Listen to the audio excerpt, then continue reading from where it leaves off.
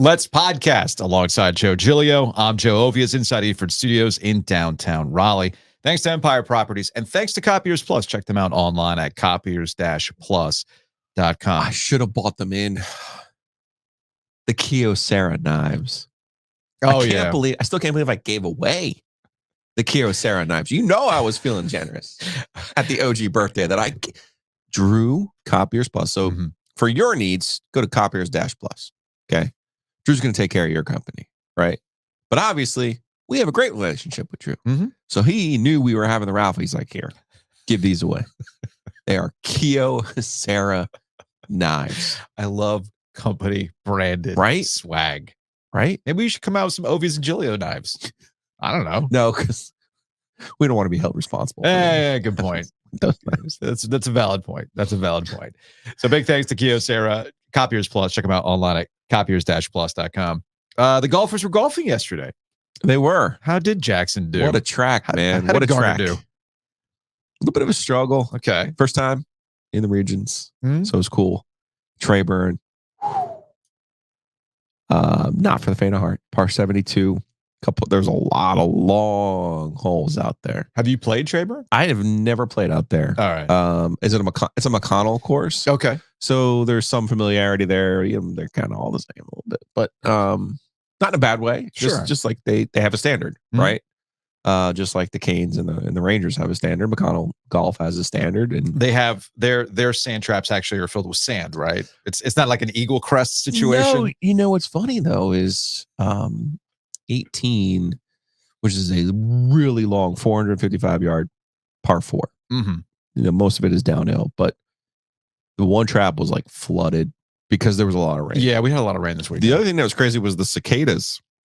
Oh, it's been nuts. We don't have those yet. Yeah, I've been seeing pictures of cicadas and how people have been online on Facebook. I have people talking about how loud it's got. I think it was South Carolina where they were literally calling the police because they're like, hey, can you turn the sirens off? Yeah, and the police were like, what are you talking about? What do you mean? Yeah. And they were like, I keep hearing these sirens in the distance. I don't think it's our town, but I think like, hey, can you check?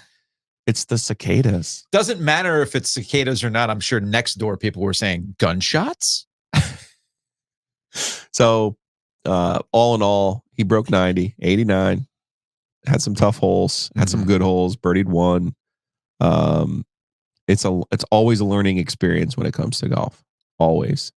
And Lakin played well. I think Lakin finished. Willis was 1 over, 2 over maybe. No, Camden was 1 over. Lakin was shot a 78, I believe.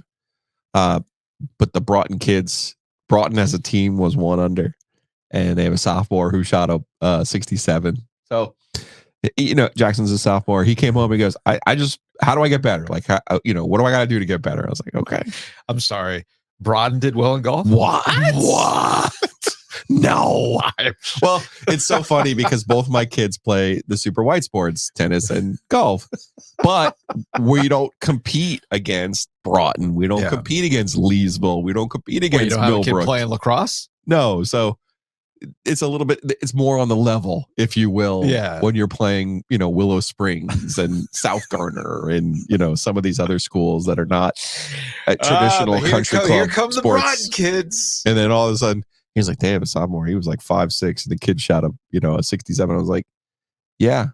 I said, here's the beauty of golf, though. The more you play, the better you get. Oh, it's like with Jacob and travel hockey, we've done some tournaments on the road. You see some team from, Michigan. You're like, Boston, I would imagine, too, right? Yes. Minnesota, Boston are the hot spots for hockey in the United States. And there was one team that had come over when we went to Detroit. Your favorite reference, the Detroit I love trip, the Detroit trip, man. There was a team where you found gambling religion. I did, and there was a team. There was a team that came over from Canada, and again, it's like, oh, I get it. Speaking of golf and hockey, we do not want the Carolina Hurricanes to pick up the golf sticks just yet. It was just one game on Sunday, just one. Not going to go full Mike Greenberg. Is this series over? I think as we discussed on the After Dark on Sunday and heading into tonight, and I know Luke DeCock was adamant about this, it's the power play, stupid.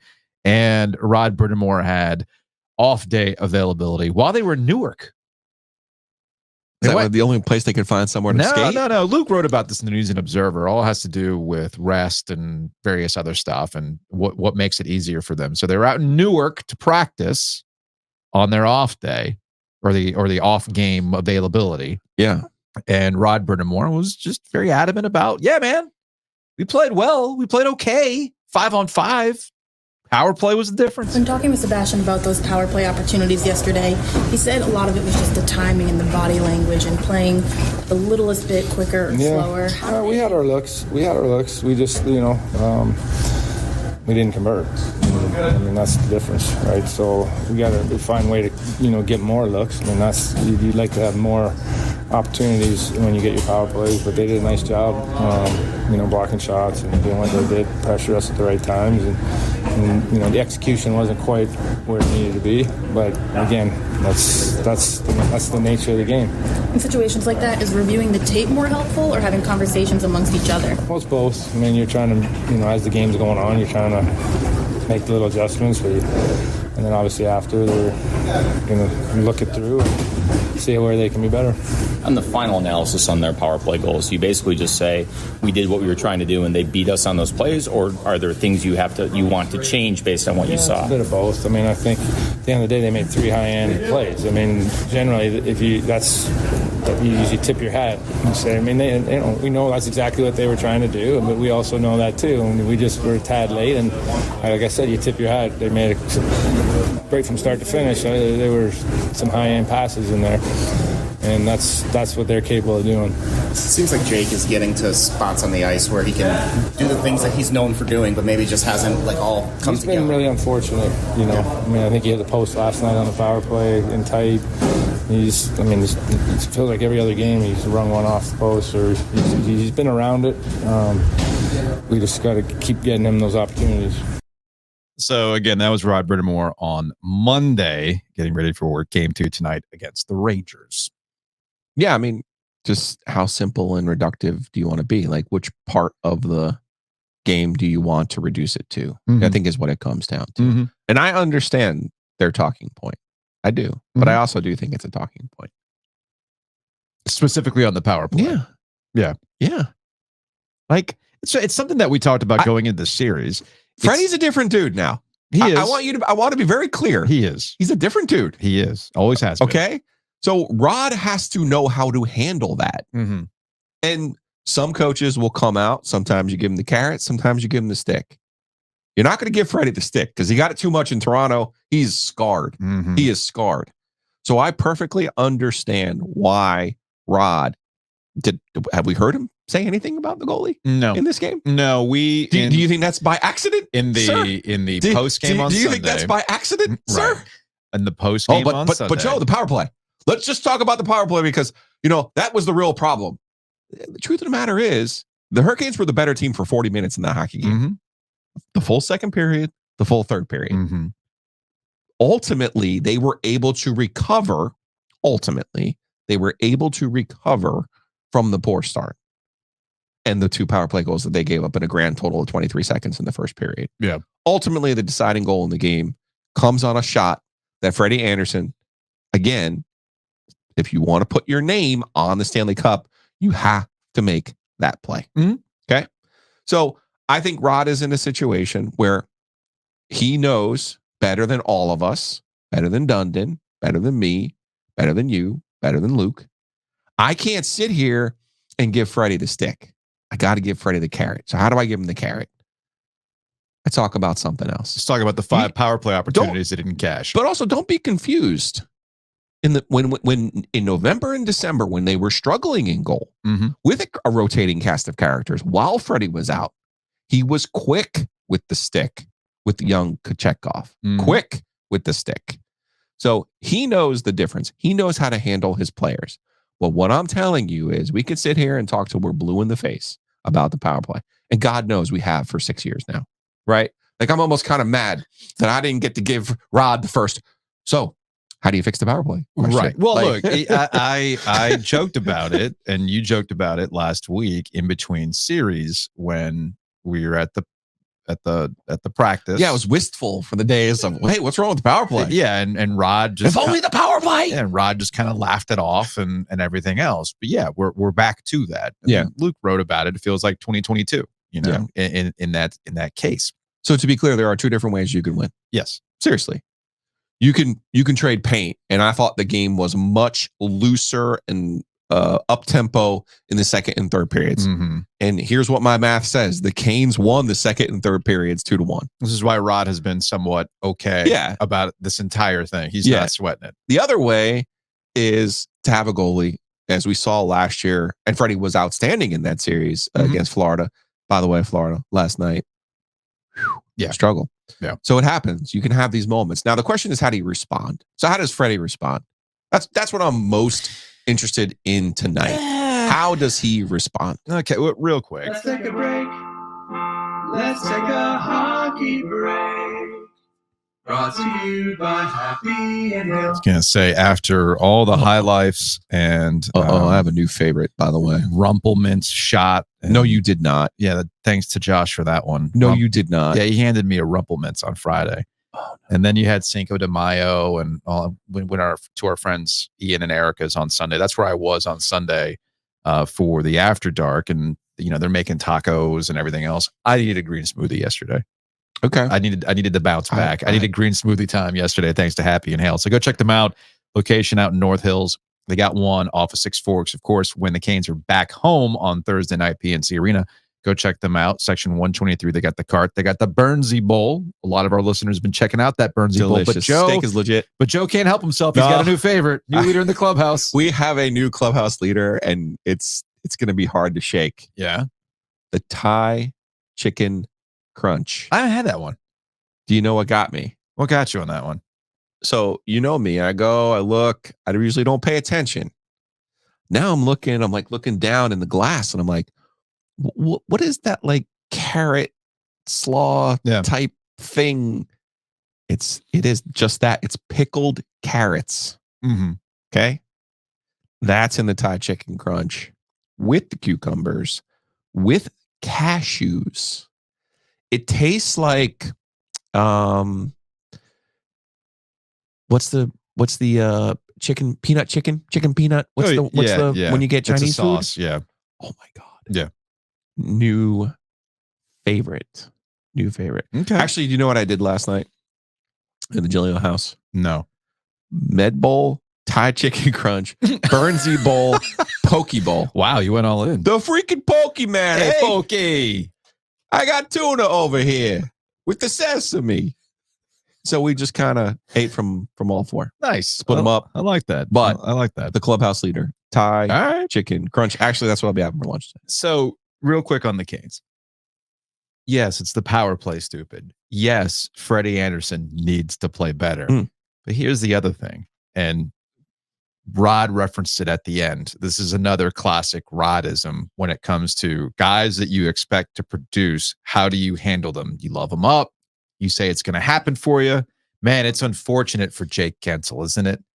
Hit a couple of posts. There's been some whiffs. This is the other side of making a move at the trade deadline, going and getting the pieces that you want, or you feel that you need to make yourself better to take you that next level, and whether or not they actually pan out. Remember last year, there was all this frenzy, and the Carolina Hurricanes were not active at the trade deadline. You're seeing all these big fancy names go to various places. And what did that end up producing? I'm pretty sure that they were all out by the second round at that point. All the big splashy acquisitions. Okay. So Gensel was one of those splashier acquisitions that positioned the Canes to be a top dog in all this. Now, Kuznetsov certainly paid off in the first round against the Islanders, but that's not why you were brought here. Gensel was brought here to get past teams like the New York Rangers, to get past whoever they're going to see in the Eastern Conference Finals.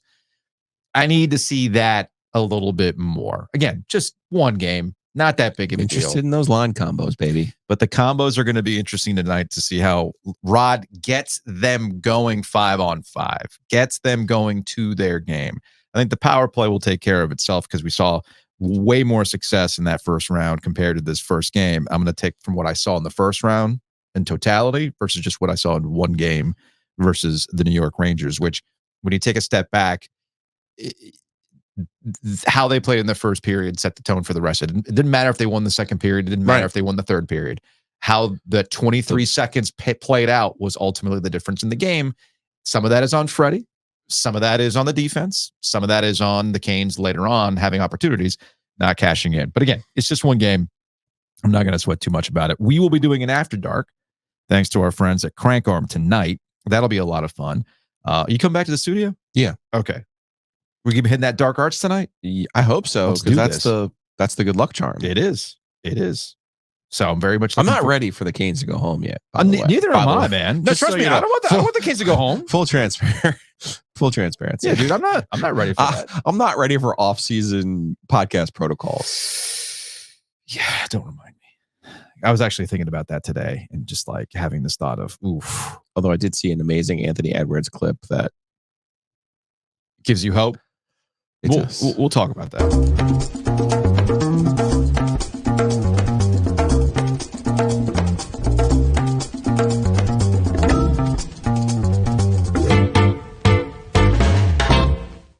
I do love our listeners who get in on some of the stuff that we talk about.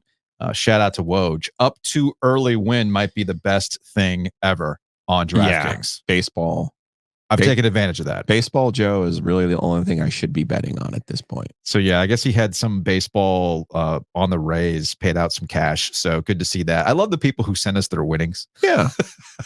It's just like, show us your gains. You gotta feel good about it, man. Yeah, man. I love it. I absolutely love that. I love that. So we don't have a show parlay today. Which I'm surprised because they've been so bad that I can't believe that they're not like, hey, can you please keep leading these people to the water that they can't drink, please? So for tonight, they got a pre-built parlay that's plus 1,100, and it's Canes on the money line, over half, over 0.5 on Sebastian Aho assists. Seth Jarvis as an anytime goal scorer, and Jake Gensel with over 2.5 shots on goal. So I'm going to put $5 gang on that, and that's going to pay out potentially, I think that was like $60 or something like that if it pays out. So I'm in on that. Just did it right then and there. Let's get hyped, Joe. Let's get hyped. So use that promo code OG24. I'm staying away from hockey. I'm staying away from the NBA. I am only betting on baseball from now on. I had a 5-teamer yesterday. Okay. Quite proud of myself. Very nice. Very nice. Baseball Joe, okay. Hockey Joe, whoo! Not so hot. Not so hot. Those first 10 minutes, man. What? So the chase for the cup obviously is on. And if you're looking to light the lamp, nothing beats the action on DraftKings. So go check it out. Download the app. Use that promo code OG24. All North Carolina customers can place a pregame moneyline bet on Carolina. And if they lead by at least 2 goals at any time during the game, you win, even if they end up losing that game, which we don't want them to lose the game. So download the DraftKings Sportsbook app. Use that promo code OG24. New customers bet $5. You'll get $200 in bonus bets instantly. That's code OG24 only on DraftKings. The crown is yours. Gambling problem? Call 877-718-5543 or visit morethanagame.nc.gov. 21 plus, North Carolina only. Bonus bets expire 168 hours after issuance. 1 early win per opted-in customer. Max bet limits apply. Token expires at the start of the game. See dkng.co/ice for wagering eligibility and terms. Again, use that promo code OG24. Housekeeping brought to you by Enovana. Check them out. ENOVANA.com. It is a gross time of the year. You have all the oak pollen. You track that in. It's been raining a bunch over the weekend. Guess what? You track that in. You can do a one-time cleaning. You can do recurring cleaning. It's all at Enovana.com. So check them out. ENOVANA.com. If you have mess inside your mansion or trash in your cabana, get it clean with Enovana. Are you showing restraint right now, or you just don't want to give me the satisfaction of saying they were out at the house yesterday? So we've got the Pod Festival coming up in August, week 0. And on May 25th, the tickets are going to go on sale. We're going to have Shutdown Fullcast here. Brownlow was here yesterday filling in. She's so geeked about Shutdown Fullcast on the way. Okay. Our friend Michael Felder and his crew, Handing the Dirt podcast. This is all at the Rialto. All at the Rialto. Okay. August 24th. But tickets are going to go on sale later this month. And Jared wants in for some ice cream at the Rialto too. Yes, he does. I think we're working that out. It's not time yet, is it? It'll be time in a second. Okay. Quick question. You'll be proud of me. Quick question. So about this podcast, Why do I feel like you need to be proud of me for me getting things different from our sponsors? But the truth of the matter is, I feel like I hear your little voice in my head when I'm at the menu going, try something different. Don't just get the same thing. I think that's growth, man. I do too, potentially. I think that's growth. And maybe that's why I'm so excited to share this news with you. So with this podcast festival, we're going to have merch. We are. Yes. Can we get Roback to make us a shirt? I mean, we're going to have Home Field help us out. Okay. With a hoodie. Oh. Now, this was a is it going debate. to be like a NASCAR hoodie where it has like all of our sponsors on it? You could participate in these meetings. Interesting. No, I'm listen, you and Dimitri have done an excellent job on this. Just so you know. Excellent job. I want to make this on the record so the listeners can hear this. Because you are not participating in any of these discussions, right. I don't want to hear you bitching about anything when it finally comes out.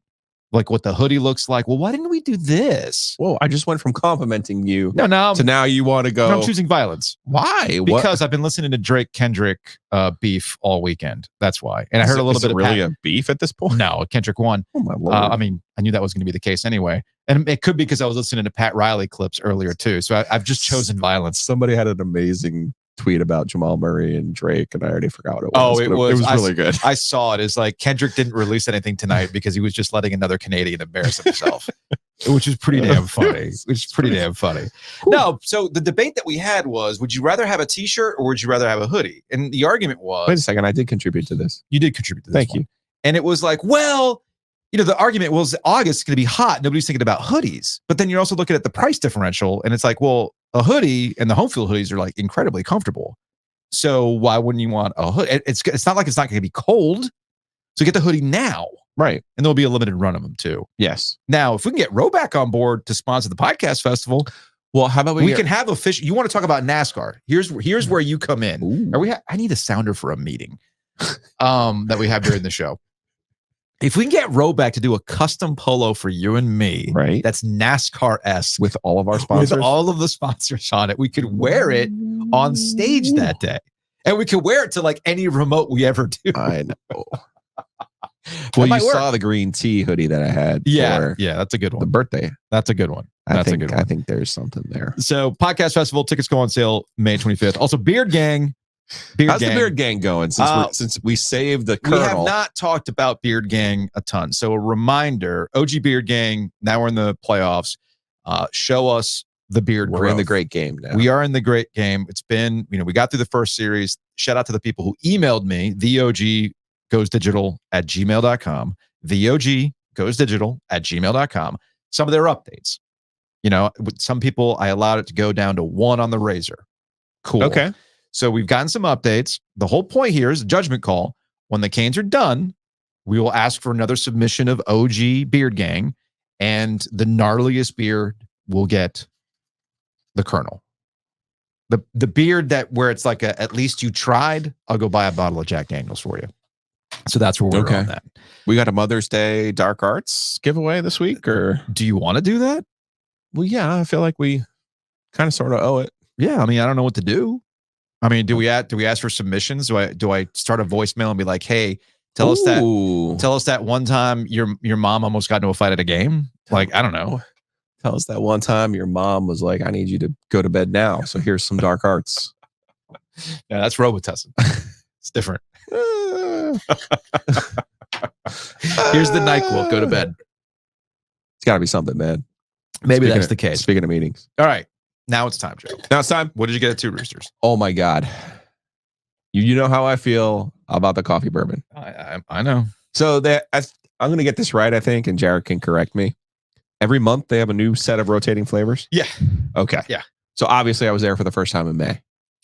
They have something called coffee and cake. Or if you are from the father or the bride, coffee and cock. Coffee and cake is B&W coffee roasters and chunks. Are you ready for this? Yeah, that's chunks. That's Black and White Coffee out of Wake Forest, local group. Chunks of homemade pound cake. Ooh, in the cream. There's like a little bit of a vanilla flavor to it. Yeah. Oh my God. Okay. I got it on Sunday to put out the flames from the first period of the Canes giving up 84 goals. I feel like I'm doing this ad break out of order. We should have talked about Nature's Relief hemp store. To just chill. No, like get yourself a pre-rolled smokable. Okay. And then go after Go hit the ice cream. the coffee. The coffee and cake is unreal. I'm excited though as I keep moving through the new flavors. Guinness whoopie pie. Ooh, Tell me that doesn't sound amazing. that does sound good. Also, this thing called the bee sting cake kind of looks like it's chunks of honey almond brittle. Mm-hmm. Like, why are they not open on Monday? What are they doing to me? It's okay to get roosters after Happy and Hale, right? Like that feels like a yin and yang. That's the equivalent of getting a diet soda after you just got the 4 patty meal. You know, I just crushed 50 nuggets. I gotta cut down. But I'll take the Diet Coke. I did have a Diet Coke. That reminds me. I do that all the time. I'll go like, oh yeah, I'm having 5,000 calories, but guess what? I saved on the Diet Coke. 0 on that drink. Sir. Yeah, man, I'm winning. Big thanks to Nature's Relief Hemp Store. Check them out. naturesreliefhempstore.com, RELEAF.com, hempstore.com. And I run 9 days. We're gonna be there. We're gonna be out there. It's gonna be a lot of fun. I mentioned the pre-roll. These are things that you can all check out at Nature's Relief. I've talked about. I didn't even know they had that. I thought it was only gummies and no. I've done seltzers, drinks. I've done seltzers. I know they've got the tinctures. They got roll-ons. They got all sorts of things that you can do with hemp. Okay. But you can get whether Delta 8 or Delta 9 pre-rolled. Interesting. All ready to go for you. Again, you don't know Things what you don't know. So you go in there, you ask, and it's different too, right? Like, hey, I want a little bit of a buzz. Okay, they can handle that. I just want to chill, or maybe I want to sleep. They can handle that too. Maybe you want to eat a steak like I did last night. Butcher's Market. I had the signature steak tips last night. So I went Happy and Hale. You went old school. I went Butcher's Market last night. So had the signature steak tips, had the pre-made twice baked potatoes, which are always delicious, and the vegetable medley with whatever proprietary seasoning they put on it. It's all fantastic. I've definitely not had breakfast. Yeah, you haven't. So check them out, thebutchersmarkets.com. Again, that's thebutchersmarkets.com.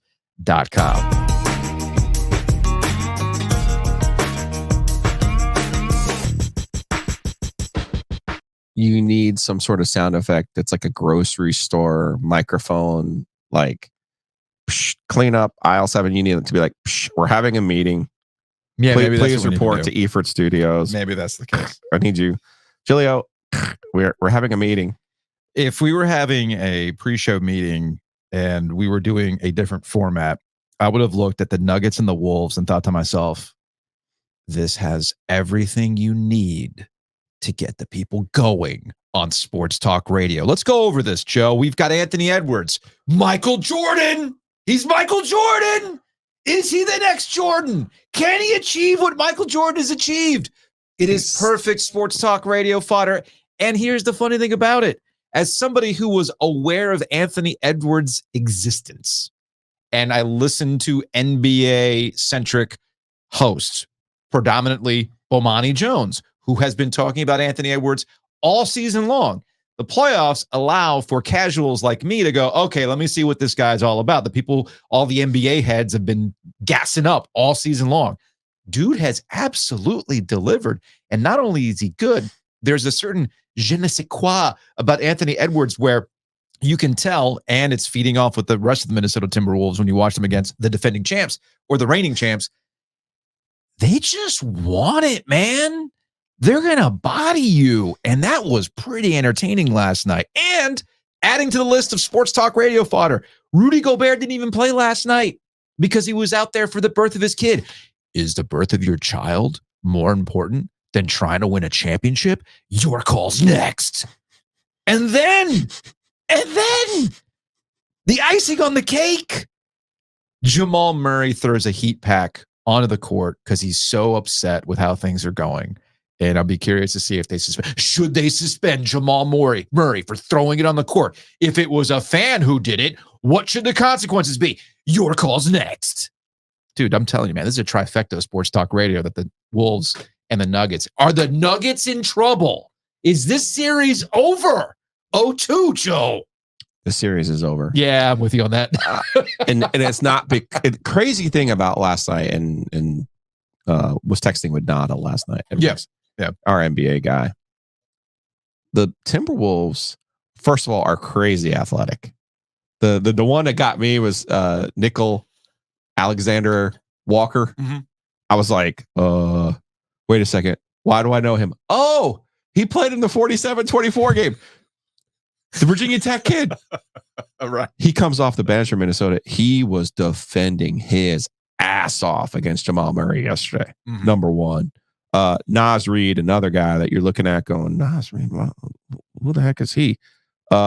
He absolutely locked down Jokic last night. Like, couldn't breathe. And then you forget the Timberwolves are one of those teams where you forget, like, oh, wait a second. You had the number one pick twice in a 5-year span. And, oh, look at you now. Edwards is obviously, I think Edwards is the next Kobe. Like, that's the mentality that guy has. He's a killer. Yeah, I can see that. Okay. He wasn't even that great last night. Yeah. It wasn't his game last night, is what I'm trying to get to you. And they absolutely embarrassed Denver, embarrassed them. And to the point where I do not think they can recover because they're just not athletic enough. Say whatever you want about Jokic being the best player in the league. You could call him sneaky athletic, call him whatever you want. Sure. But this is an awful matchup for him. They are too athletic on the wing, other than Kyle Sleepy Anderson. The Minnesota is way too athletic for Murray to be effective. You really need Michael Porter Jr. to play out of his ass. That didn't happen. So now you're in a situation where the Nuggets are sitting there and grasping. Like you talked about, Jordan. They kind of look like the Pistons, where you're like, man, isn't this great? We're going to be great forever. The 80s Pistons. Man, this is going to be great. We're going to be great forever. We're going to win this thing forever. And then all of a sudden you're like, yeah, we beat Jordan because they beat Ant-Man last year. Mm-hmm. Oh, yeah, we beat him. We took care of him. Mm-hmm. Uh-oh. Yeah. Uh-oh. Nuggets had 80 points. That was the fewest of the season for them. They shot just it wasn't even the 80 points. I watched under 35%. I watched this whole game. That's their second 35 points in the first half of this basketball game. Yeah. Joe, they were certified dog shit in this game. 3 for 18 shooting from Murray. For a reason, too. His least efficient outing in his 60-game postseason career. Jokic had 16 points. That's his lowest output of the postseason. And again, all of that is because the Minnesota Timberwolves were relentless. Defensively were amazing. If you're a person who hates the NBA or watches the NBA, this was the perfect game for you, because every single possession, Jamal Murray and Jokic were looking at the officials to the point where Murray throws this heat pad on the floor. And he should be suspended, by the way. Mm-hmm. And they missed the call in real time. And they should have teed up and thrown out Malone in the first half of this basketball game and didn't. So the officials showed a tremendous restraint. This, you know how the state fans are, it was just AAU ball. This was AAU ball in the sense that the officials might as well. Have you ever actually been to an AAU game, Joe? I'm not like impugning you. I'm just asking if you have. If I watched what? Have ever been to an AAU basketball team? I have never been to an AAU basketball game. The ones that aren't the high level, even the high level ones, but the ones that are like, okay, you're going to go play 6 games today. Sure. You only have like 4 officials. Yeah. And it's usually somebody who's not in great shape. And the official just stands at half court and only blows the whistle when the ball goes out of bounds. Yeah, the only thing I've ever seen is like the Holiday Invitational over at Broad. That's high school, though. That's high school. So I am talking AAU levels of officiating last night. They were just like, play. Go play. I don't like the way that Jokic and Murray were whinging after every single possession. It was because they could not score otherwise. Mm-mm. The only way for them to score was to be given the whistle. So I'm watching this and I'm going, ooh, they are athletic as all get out. Even this now Alexander Walker, who should only be known for scoring 11 points in the 47-25 game, now has his own moment. Although the underrated MVP of this series, if it goes the Timberwolves' way, will be Tim Connolly, who is the president of basketball operations for the Minnesota Timberwolves. This is a name that I was familiar with, but I didn't know him. And he was with the Denver Nuggets he started there, I think, in 2013. And he was credited as being an architect to make the Nuggets what they are, or what they were, winning a championship last year and everything else and putting it all together. But in 2022, he left the Nuggets just before they were off to winning a national championship, or off winning a world championship, I should say, to go be the Timberwolves president of basketball operations. I think there's also like an ownership stake that's in there too, if I read correctly. And he was instrumental. One of the first things he did was traded a bunch of guys to go get Rudy Gobert, who wasn't even there last night. They didn't need him. But it's funny in that you're in the West, you know you're going up against the Nuggets. You help build the Nuggets. So what do? Yeah, you go get somebody who could defend. I know how to beat them. And he went and did it. As you like to say about the Canes, when you make moves, you send a signal. Yeah. As a franchise, what the Timberwolves did was they sent a signal. We're going to get the best defender in the NBA. Yeah. That's what we're going to go do. That's the mentality that team plays with. And they're going to be an extremely difficult out in this tournament. Speaking of sending messages, Pat Riley took some time yesterday to send some messages about Heat culture. Can't Joe. make the team from the tub, Joe. Oh my Do the voice, goodness. You people. Pat Riley went full Chuckamato on Put the pink jersey on. Why are they in pink? Well, who wants to wear pink? He put full T.A. McClendon Chuckamato. You can't play your way out of the tub. Pat Riley on Jimmy Butler's comments that the Heat would have won over Boston if he were healthy. This is related to Jimmy Butler getting caught on social media, be like, nah, man, if I was healthy, we could totally beat these teams. And Pat Riley's like, nah, man, cut that shit out. For him to say that, I thought, is that Jimmy trolling or is that Jimmy serious? If you're not on the court playing against Boston or on the court playing against the New York Knicks, you should keep your mouth shut in your criticism of those teams. For him to say that. So that's Pat Riley. He also made a comment about Tyler Hero, which we can very, very similar, which we'll get to in a second. But Jimmy's got 2 more years on his deal with the ability to get an extension. And of course, he wants an extension. But I think Pat Riley has just laid out in the best way possible, we're not going to give you an extension if you're not available. Now, Jimmy Butler did play 60 games. That was pointed out to Pat Riley, but Pat Riley pointed out, yeah, well, we need guys who can play 70 games. And Heat culture works if you mess around throughout the regular season and find yourself getting into the playoffs, on a very thin margin, and then you turn it on. But the Heat weren't even capable of turning that on because, again, the availability of guys like Jimmy Butler. Jimmy Butler's 34, man. Yeah. What's your favorite thing to say? Not everybody can be LeBron. That's the thing. And that's going to get us to where things could be going forward. And again, availability. This is from the television station I used to watch as a kid, WPLG. And Pat Riley talking about Tyler Hero being fragile. He's been fragile a little bit. And broke his hand last year in the playoffs. He had some injuries, earlier in his career. And there isn't anybody who works harder at his game. And Spo's correct. He works and puts the time in. He put the time in the weight room. So how does he keep his calorie intake? And he might have to go to another level nutritionally. He's gotten stronger, but as the season progresses, you lose some of that. You don't pound the iron like you do, in the off season. But he's got to make some adjustments, definitely. So again, that's Pat Riley talking about Tyler Hero. I have zero issues with what Pat Riley's talking about. To your point, as you mentioned, Jimmy Butler's up there in age, 34. I don't think there's a problem putting not an ultimatum, but just reminding you, hey man, if you want to be a part of this organization, if you want the money, you have to be available. We're not here to just kind of get in at the last minute and then turn it on. It worked for a couple of years, hasn't paid off in the championship, but that's neither here nor there. You got to go forward on this. So I wouldn't be surprised if the Heat, with Pat Riley's age, still trying to chase it for another championship.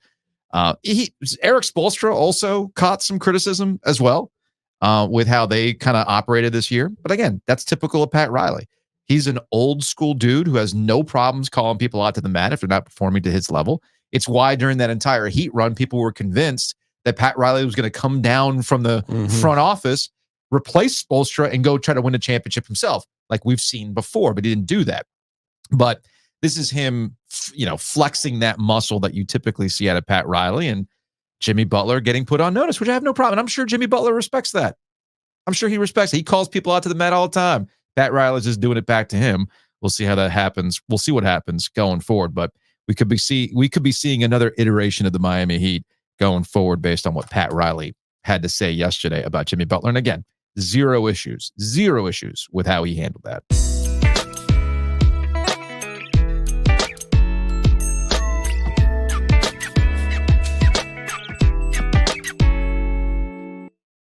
Big thanks to Breeze Through. Check them out, breezethrough.com. Big thanks to them for coming out for our OG birthday bash. They brought out the food truck. Oak City Grill was fantastic. The truck was awesome. The loaded fries were phenomenal. I stayed away from the fries. I was on my best behavior, but the chicken sandwich was really good. Good. My dad ended up getting like the loaded chili fries. That was pretty legitimate. I ended up getting barbecue fries later because I needed to soak up some of those high lives, but it was a good time.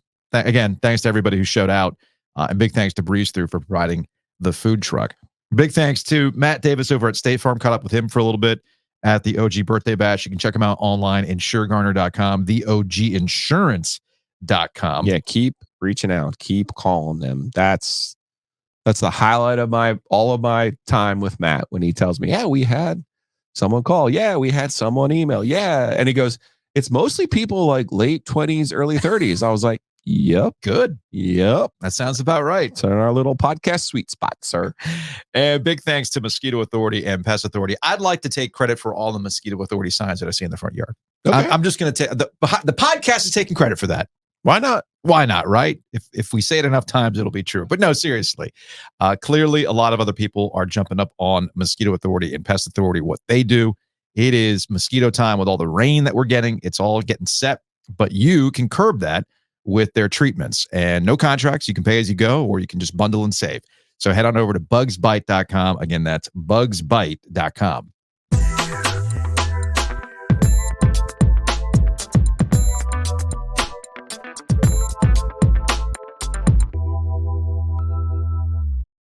Joining us in studio today is Representative David Willis, Union County. David, how are you? Thanks for coming out. Thanks for having me. I'm doing well. Not too far of a walk for you, I don't think, right? Just down the street. Just down the street. So last week it was floated to us, this bill that you had introduced that I initially took as, wait a minute, does David Willis know something about? Yeah, does he know it's afoot?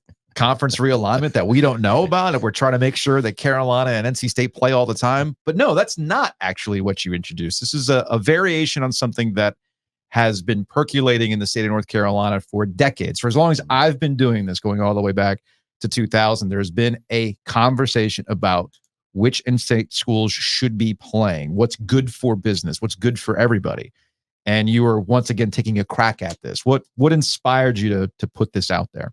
Well, I grew up in North Carolina. I mean, I'm a lifelong sports fan. I'm an App State grad, admittedly, but I grew up a Tar Heel fan. That's shocking. You got to put it in context. There were a couple of guys named Worthy and Jordan running the streets, But I mean, I love the. You didn't ACC. think we were going to be nice to you? No, of course not. I can take it. So, historically, though, what we've seen is, we've seen this, big brother, little brother mentality. I think when it comes to some of our smaller schools, I mean, Charlotte for the longest time never had a team. Right. And the transformation at UNC Charlotte since they added that football team has been tremendous. I mean, it's now it's a world-class university right there in the middle of Charlotte. It's growing. It's going to be, tremendous in the next 20 years, the growth that you see from that school, what you see from App with now the Hickory campus and the growth that you're going to see there. But Chapel Hill and State, obviously speak for themselves.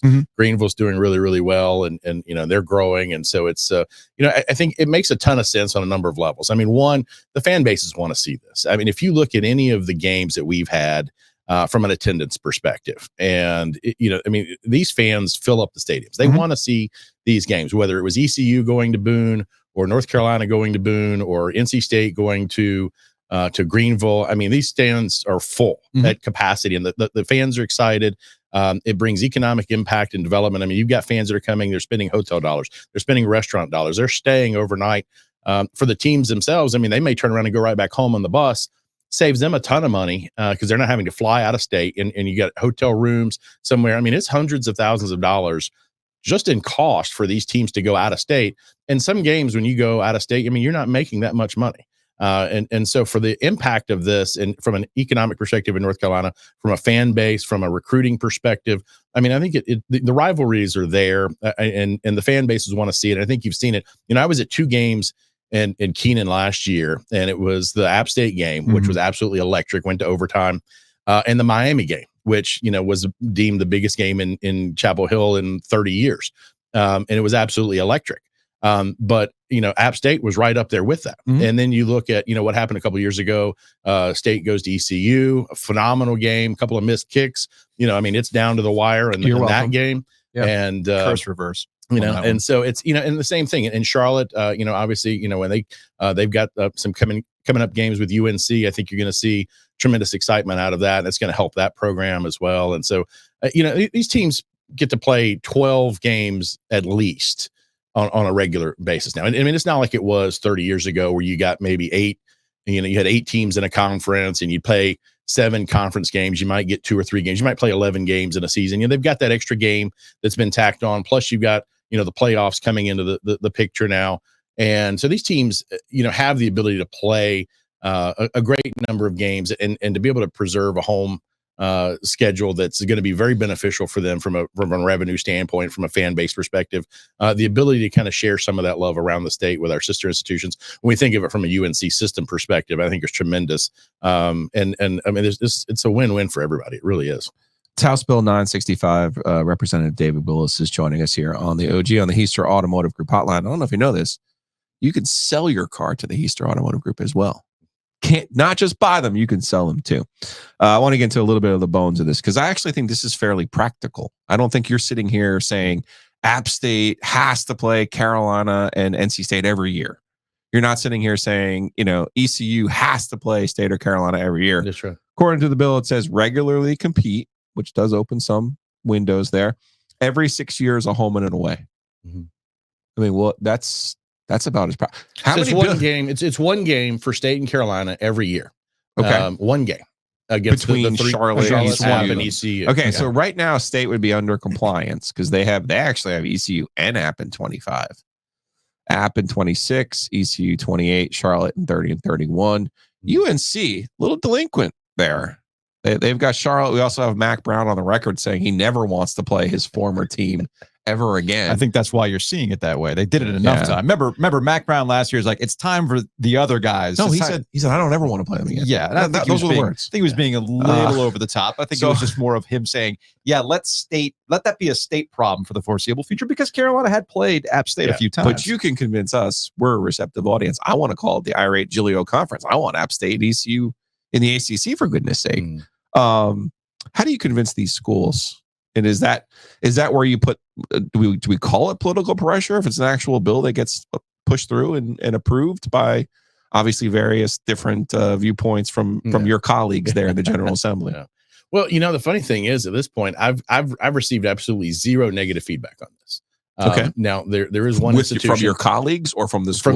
From anybody. Now there's one school I haven't heard from, and I think I know where they stand on it. And I'll keep them out of this at the moment. But why the other schools I think all want to see this happen, and they understand that it makes sense. I mean, it's financial beneficial for the schools. And the fan bases, the fan bases are clamoring for this. The students are clamoring for this. I mean, you went to high school with somebody that went to each of these other programs. So, you're going to be excited to see them and kind of that natural rivalry that's there. I mean, it just makes a ton of sense. To get you off your talking points a little bit, if it's all these beneficial things, and we agree with you, okay, it's beneficial for us in the sports content game. I would much rather have Carolina App State than Carolina Minnesota. Yeah, that's the kind of stuff that's what we're going to talk about when people are going to engage with it. I see it with the numbers. People will engage with that stuff. But if it's all these things, why does it need a bill to convince a state, a Carolina, to do this more consistently? But why is this here if it's all this beneficial stuff? So I think this didn't come up overnight. I mean, this wasn't just something we decided on a whim at dinner one night. This was something that's, it's kind of been brewing for a while. I think we've had a lot of conversations about this over the years. And quite frankly, we've had, schools that may put certain teams on their schedule for a certain reason, right? You're trying to get to the magical 6 wins, including an FCS win, to get to a bowl game. And these are teams that historically, ECU's had some really good football teams. App State's had some really good football teams. Charlotte's coming into their own, I think, and are going to have some good football teams. They got a great coach, great program, and support down there. And so I think they're going to do really well in the future. So I think it's one of those where if you're looking at a team that you need to put on your schedule, am I going to look at, say, an FCS school who I can pretty much guarantee a win or should be able to guarantee a win, or or am I going to go up against somebody and maybe have to take a road game against somebody that I should beat, but maybe I don't? And so, I think there's, some of that protectionism that's still in there. And I'll give credit to North Carolina, because I think they've done a better job of it. I mean, they did a 3-game series with App State. They've got a series coming up with Charlotte. I think they've done a little bit better job with that. State's, obviously got a history with ECU there. And so, but these are things that I would tell them, if you're worried, from a kind of that big brother perspective of not being able to beat Charlotte, App, or ECU, then you got bigger problems, right? And so, how much of this is related to Jim Phillips, too, commissioner of the ACC, who's gone on record saying there's really no benefit to playing some of these Group of 5 teams? Because that's ultimately what we're talking Jim's about. really in touch with the state of North Carolina. He really is. It's Well, all those times he talks to us. But this is a larger issue that the conference has straight up laid out, saying that playing Group of 5 teams doesn't necessarily benefit us in the grand scheme while we're trying to make the college football playoffs. Because you're talking about bowls. Yeah. I'm a realist when it comes to State and Carolina. We're not talking about the college football playoff. We're talking about good bowl games. Absolutely. So does Jim Phillips and how that trickles down to the ADs and their scheduling philosophies also tie into this? I'm sure it does. I mean, obviously, when you've got somebody at that level making those comments and looking at things a different way, I mean, they're going to take heed of that. And obviously, the expanded playoff now is going to make it possible for some teams to make it. I mean, in the real world, in a 4-team playoff system, I mean, State and Carolina were never going to make the playoff. I mean, let's just be honest. Yeah. And so the best you're looking at is a January bowl game, hopefully against a really good team, and you get some money, you get the fan bases excited, and you get to go see some of those games. With the expanded alignment and the football playoff expansion, I think there's a possibility if somebody hits a good year and goes on a run, but I mean, it's still likely not going to be Carolina and NC State if we're talking about this legitimately. I mean, how many teams have won in the last 20 years? How many teams have won a national championship? Like maybe 10. I mean, maybe, and probably not even that many. You've got Georgia with multiple, Alabama with multiple, Clemson. LSU, Clemson, Michigan, Ohio State. I mean, you can go down the list. I mean, there's not that many. And, and so I think, the NCAA has completely bungled what is its largest revenue generator. They completely dropped the ball on NIL. They're at risk of destroying college football as we know it, and they've still got their head in the sand. And so I think part of this for us is protection for our schools, for our universities, for these programs that we want to see. And, one provision that's in there, if Carolina and State were, and I have no, forecast on this, but if Carolina and State were to end up in different conferences, they'd still be required to play each other to keep that natural rivalry that's there.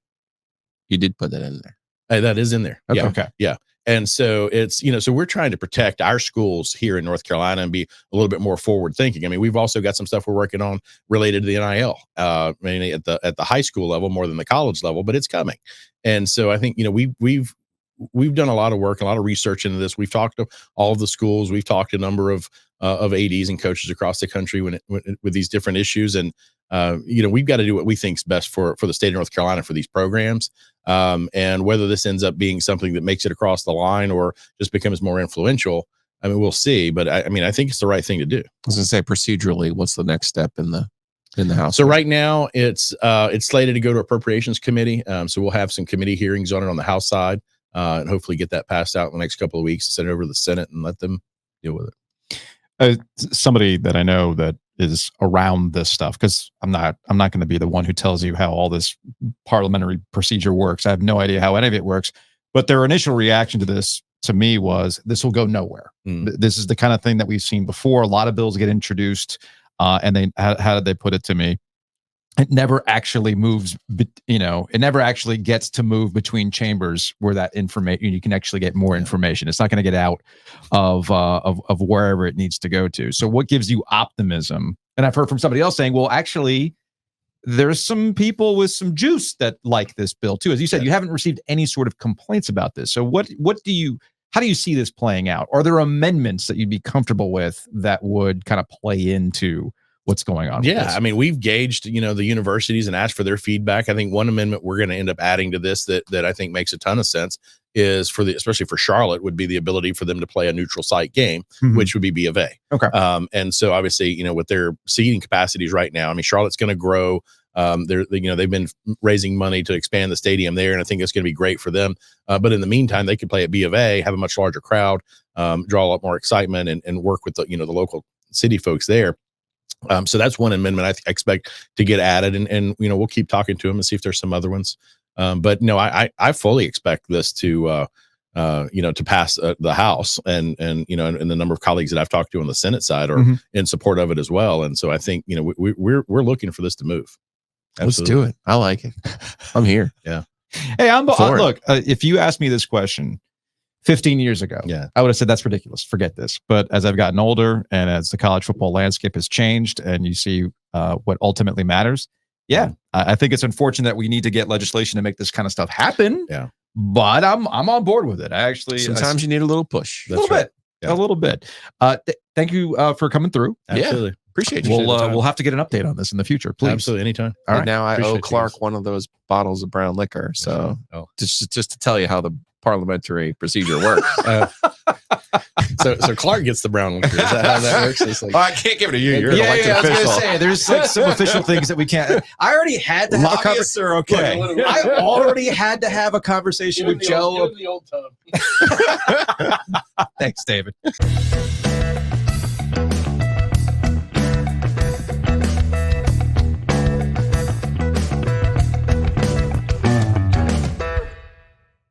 Big thanks to Rhoback for sponsoring Ovies and Giglio. Check them out, rhoback.com, RHO back.com. Use that promo code OG20. We've been talking about the patterns. I'd love to get an official podcast festival polo. We'll see if that actually happens. But in the meantime, I got a problem. You get your summer looks. They keep dropping new patterns. I was going to say, look at this. Look at this. What do we have here? What are you pulling up on the YouTube screen? Nothing says America like me and you. oh yeah. Well, look at that. You got Abe, Lady Liberty, the Liberty Bell, the Capitol. Look at the American flag Memorial. On the back. That's so patriotic. I love that. That is very good, dude. If you want to buy that, why do they keep coming up with these hits like every single day? So head on over to rhoback.com. Use that promo code OG20 to save 20% off your order. Big thanks to Whitaker and Hamer for sponsoring us. Big thanks to them for letting us hang out at Shady's on Friday for the OG birthday bash. Could not have done it without them. So go support them. Go to wh.lawyer. Again, that's wh.lawyer, attorneys and counselors at law. For legal reasons, you packed up all the bourbon with the names and all that stuff?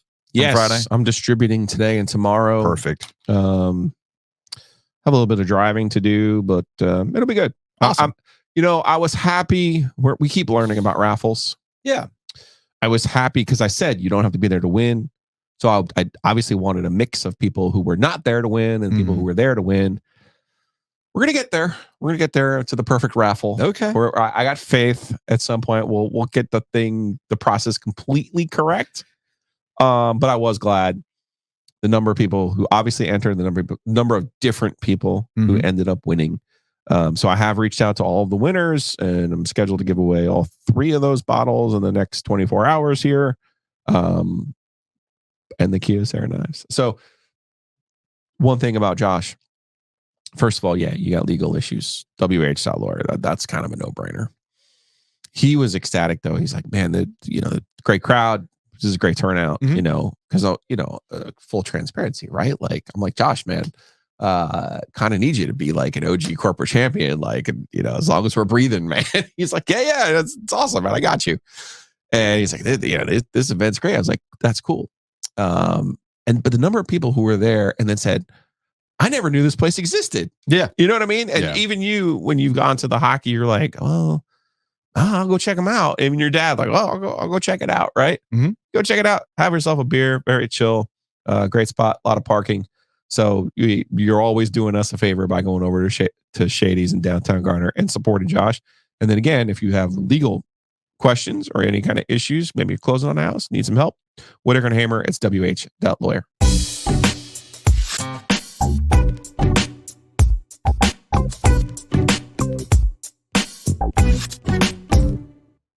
I caught Brownlow yesterday. She doesn't listen to the podcast because she was not familiar with the lightning round. So I explained the rules to her in lightning round voice. She was not well. There's a lot of things to get to, Joe, so let's go to lightning round item number 1. Rashad Penny added to the Carolina Panthers. There's a little Seattle guy, a little Dave Canales connection. The problem with Rashad Penny being added to the running back depth group, which is, I think, up to, 20 different running backs now? Are you and I on the Panthers depth chart at running back? There's definitely 4 right now. Okay.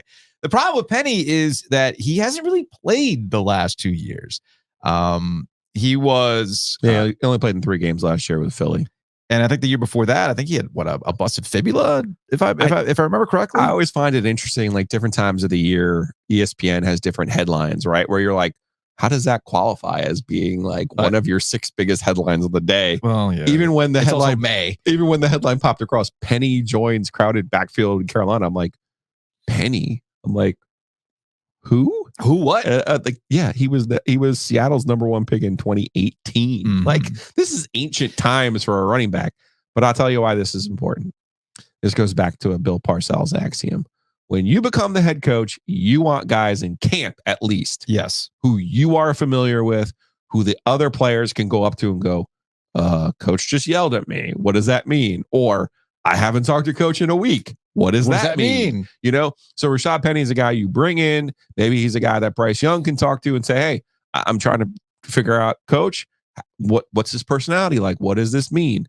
Those are the kind of players like, Parcells would bring in Dave Meggett and Zeke Mowat and Pepper Johnson. Everywhere he went, everywhere he went, he'd have one of his old giants out there. And you're like, oh, okay, I know why you're here. And that's what you have here, I think, with Rashad Penny and Dave Canales. This isn't like, oh my God, this guy who just ran for checks notes 33 yards in 3 games last year. Yeah, no. This certainly doesn't qualify as an ESPN headline. But what I do think, here's where it is a headline. And that's the second part of this. Miles Sanders is not long for this organization. Yeah. I think it was either Joe Person or Mike Kay. Joe Person at The Athletic or Mike Kay from the CharlotteObserver.com. It floated I was listening to Kyle Bailey yesterday at WFNZ. Yes, because you have a sickness. What? Kyle's my guy. No, Kyle's a good people, but you listen to sports talk radio. That is a sickness. It's fine. Yeah.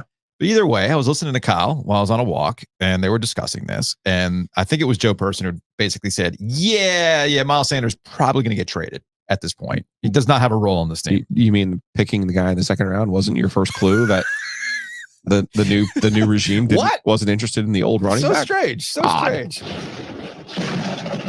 Lightning round item number 2.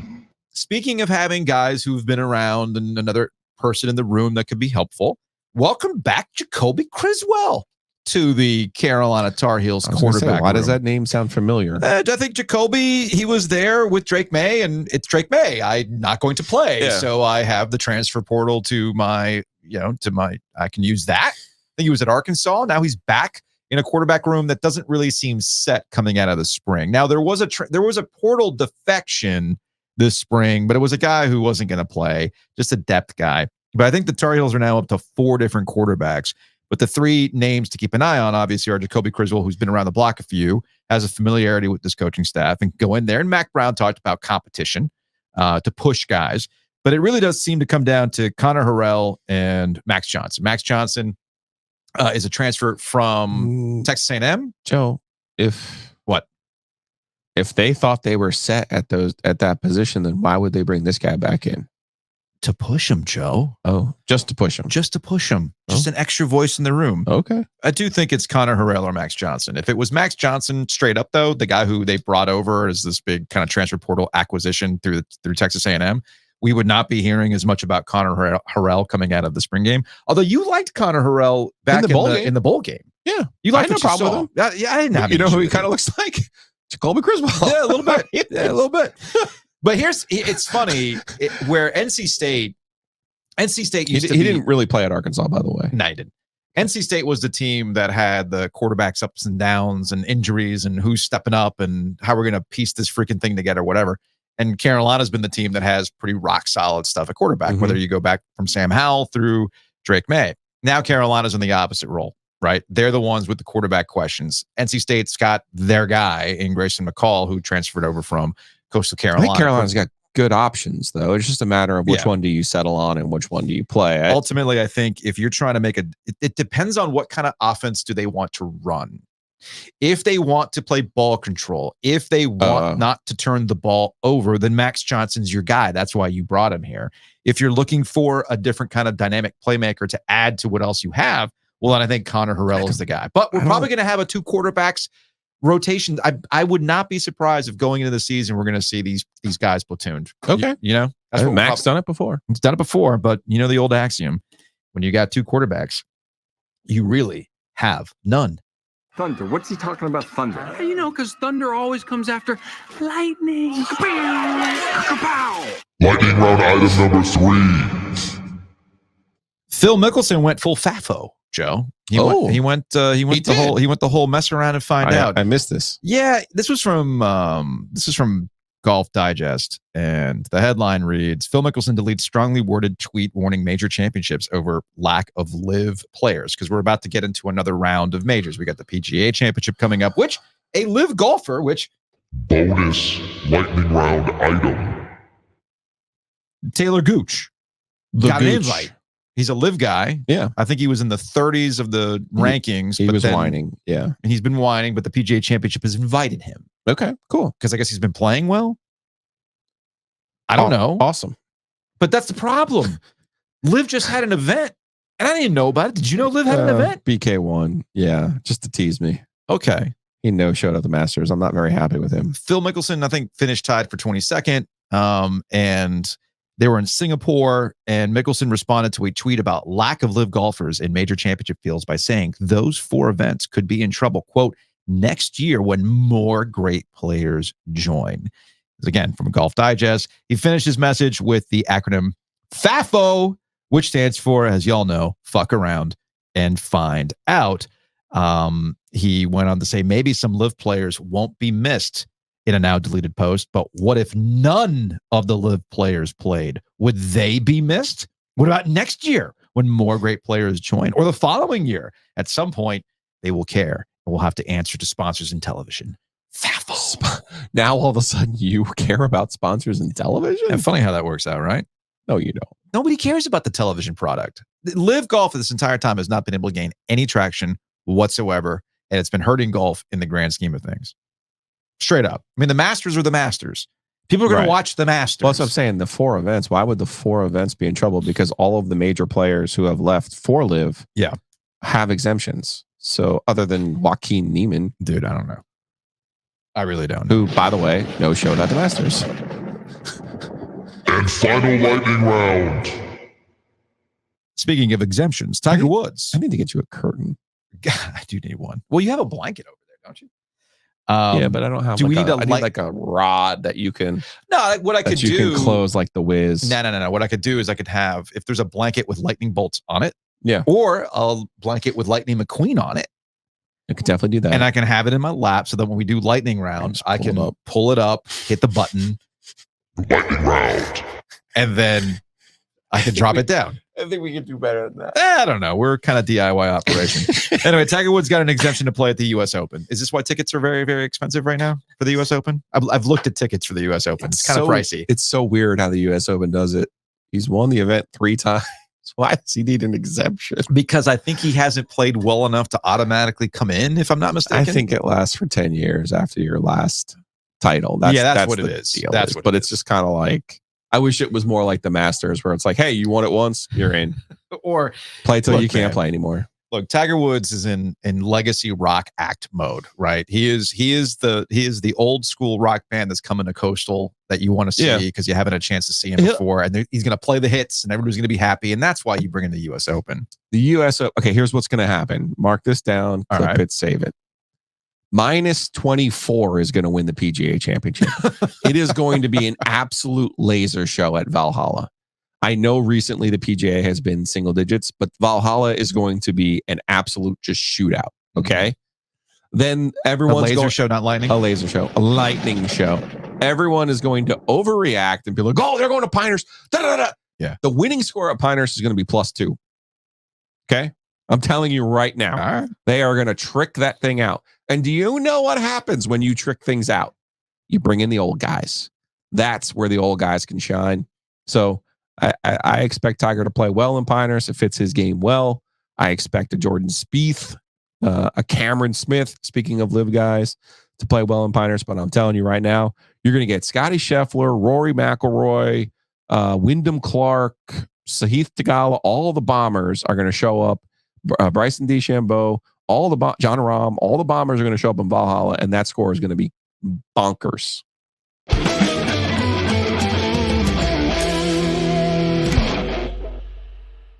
Joe said that with a lot of confidence. Maybe you want to buy or sell a house with confidence. With confidence. MyHTR.com. Hometown Realty can help you out. Contact them today. Yeah. 6 locations from here to the coast, more than 250 agents. You don't get that big by accident. You have to know what you're doing. And you might sit here and go, "Oh, I could sell my house on my own." No, not if you want to maximize the value of your biggest asset, right? And then maybe you think, "Oh, I could just go put a bid in." Watch that thing disappear, man. So go get to the experts, buy and sell with confidence. Go to Hometown Realty, myhtr.com. Big thanks to Sporkle Trivia. Jason, OG Scoreboard, did a great job on Friday. We appreciate him. That was a lot of fun, man. I enjoyed the trivia, and he does, speaking of Shadies, as we talked about earlier, he does a music quiz. I'm going back for vengeance for the music quiz. Now, that was different than what we had. We had like general. We basically had like a greatest hits of trivia. Okay, because that was kind of cool. Like the different categories. There was like a sports one. There was all different ones. So I think people really got into that. But you're saying there's one that's straight up music? Straight up music Thursday nights at Shadies and Garner. Jason's the one doing that one. He's also at Driftwood Cantina from 4 and 5 o'clock. On Sundays. That's just your general pub quiz. But y'all know Sporkle. You know the website. You've spent a lot of time there. But now they bring trivia, so you can put your knowledge to good use by playing Sporkle event trivia nights at various locations. We're talking about over 15 years of experience, questions with professionally written charm. It makes it super, super easy with their web app. And they're all over the place in the Triangle. It's 2 one-hour games with spots like at Bull City Cider Works, House of Hops, both on Bale Street and the Pittsburgh location. You can also check out Buffalo Brothers in Cary. It's all a lot of fun. All big thanks to Sporkle. Big thanks to Jason for doing that. And I'm sure we're going to do that again in the near future. I enjoyed that trivia night.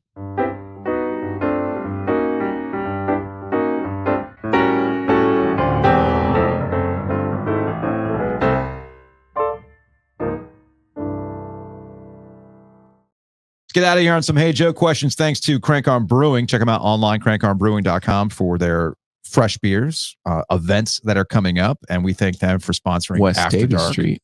Check them out in downtown Raleigh. Such a great spot. Check them out at the Butcher's Market. You can get your stuff and get your beer, Crank Arm beer, at the Butcher's Market. So we thank Crank Arm for sponsoring Hey Joe. Do you think I can get Crank Arm to give us like an OG bicycle? I mean, maybe. It's not. You're always looking for people. They're already doing enough. No, I know, but don't you think that would be cool? Now you're like, hey, can you also give us this? Don't you think that would be cool, though? An OG bike. Are you still trying to find a way to get around downtown without using your car? Yeah. Okay. So I'm saying maybe I would park down there and get on my OG Crank Arm bike. Maybe right? That's the case. Maybe that's the case. So the YouTube They comment don't section. have to give it to us. I mean, I could pay for it. To the YouTube comment section where I think Rangers. I love the YouTube algorithm, man. The Canes After Darks are for us and Canes fans, not for Rangers fans. But because I guess the algorithm sees, like, oh, Canes Rangers, we're going to spit this to you, Ranger fan. And the amount of people, I think we ended up having like 45, 46 comments. And people were really upset at me calling the penalty on Fox soft. It's a physical game. He was cross-checked. How do you call that? Oh, boy. Like, there were a lot of things that were happening in the scrums, guys. And he didn't call everything. Okay. It's like, oh, you got 5 power plays. How dare you complain about the officiating? Y'all, it was one comment in a 35-minute podcast where we openly said Canes were not good enough in the first period. But my goodness, some sensitive ass Rangers fans. I might have to geofence you on the comment section. Joke's on me, though, because you're local. Over to yesterday's show. That Brownlow lady. It was Brownlow revisited Phantom Menace for with her kid. Oh no! And as some people pointed out, if you've ever seen the Darths and the Droids internet comic, they actually have a hilarious comic book retcon of how Jar Jar joined the story and makes it perfect, and they explain it. But here's the thing: Disney just announced that they're doing a new Lego Star Wars thing because the kids love the Lego Star Wars. Yeah, they're introducing and making canon Darth Jar Jar, bad Jar Jar. Oh. I'm very excited about this.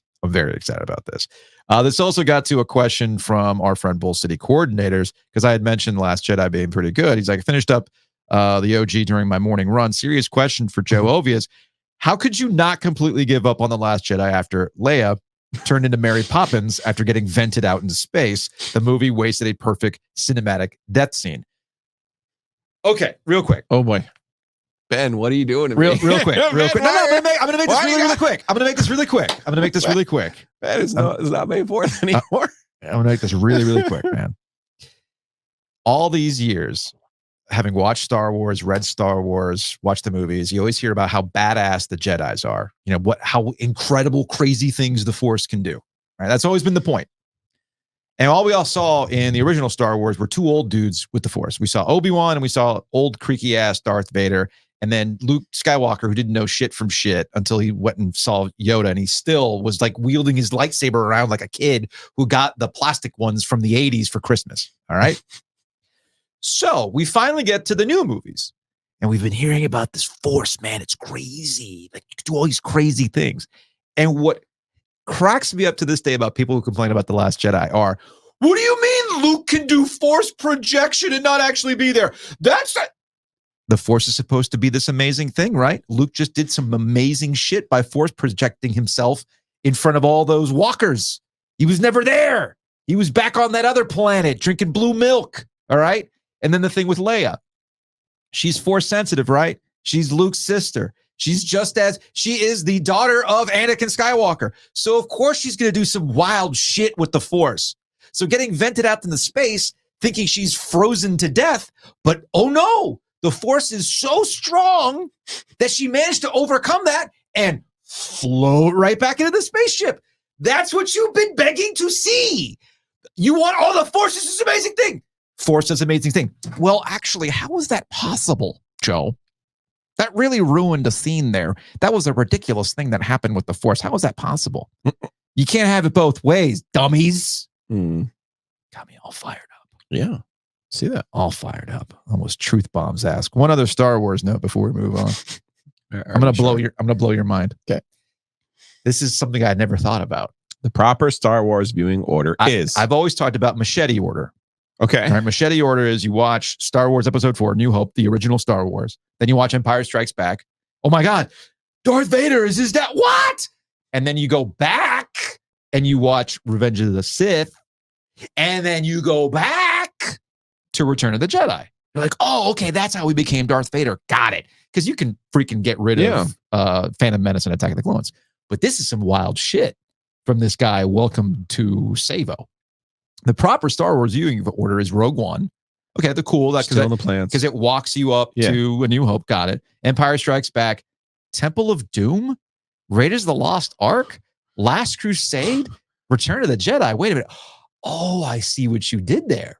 Because in Empire Strikes Back, Han Solo, played by Harrison Ford, is frozen in carbonite.